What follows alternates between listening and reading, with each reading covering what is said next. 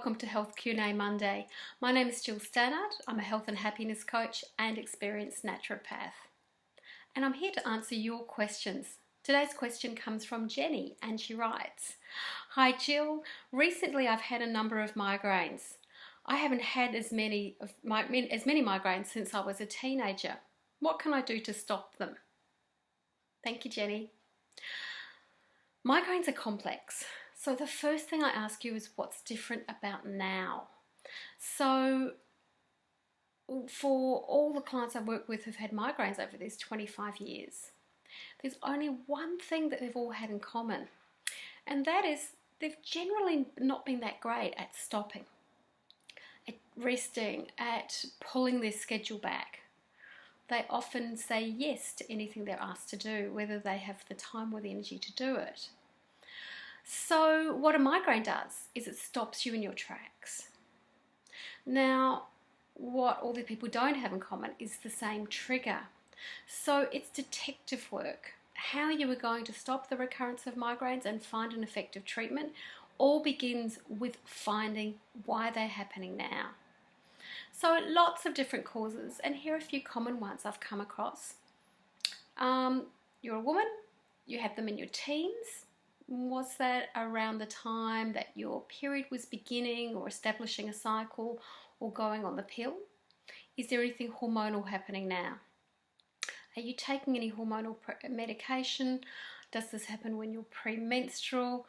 Those sorts of things. Okay, so that's the first. Is it a funny time for the weather? Now that might sound strange, but barometric pressure or changes in the barometric pressure from highs to lows or vice versa trigger some people. So perhaps in storms or unsettled weather, they can trigger migraines. I've seen a lot of people who have issues with their sinuses. Now one thing that could be happening lately is a bit of hay fever or other triggers for your sinuses to congest. One of the biggest triggers I've come across are musculoskeletal problems, especially neck or upper back problems. Are your shoulders tense at the moment? Do they feel like rocks if you touch them? Definitely, I will always say for anyone with neck problems, my favourite form of treatment for that is seeing a good osteopath, and preferably for migraine, a cranial osteopath, someone who doesn't crack but just works gently with the cerebrospinal flow. Some foods will set it off, so histamine containing foods or other groups of foods. Now, one classic trigger if you've got a histamine problem is wine, and it's not just red wine. It can be oaked white wines like a heavy Chardonnay or something like that. It's a lot more to do with how the wine's been aged, whether it's in a barrel or in metal and stainless steel, that may trigger the histamine. It's not just the colour of the wine. And another trigger, which is in the most common group, is dehydration. Are you drinking enough plain water?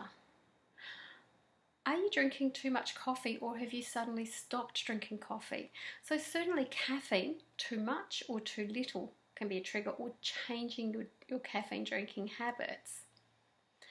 So Jenny, this first step is about identification. I've often referred to some of the work that I do as a medical detective. What mightn't seem obvious to you can seem obvious to a well-qualified, experienced practitioner. But if you're going to do nothing else, rest. This is your body is saying slow down. Deal with your stress. Stress will make everything that's underlying come to the surface as far as your health is concerned. Do some conscious relaxation. Maybe have a break from alcohol. Reconsider your caffeine intake. Do a food diary and track if there's any changes there, and also period diary, or if you're on some type of hormonal medication, if there's any changes in the medication over the weeks. So start to track things and then we can look at treatments. So, Jenny, there is not a cure-all herb or a cure-all preventer, but hopefully this gets you on your way to begin to find what is triggering your migraines, what is different about now. And if you need some help with that, you're welcome to get in touch with me and have a consultation.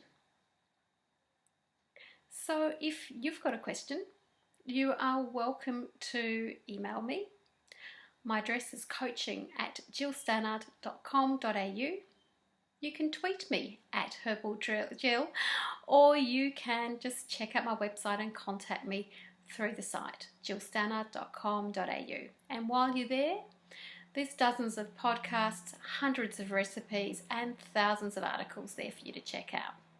So till next time, I'll see you soon.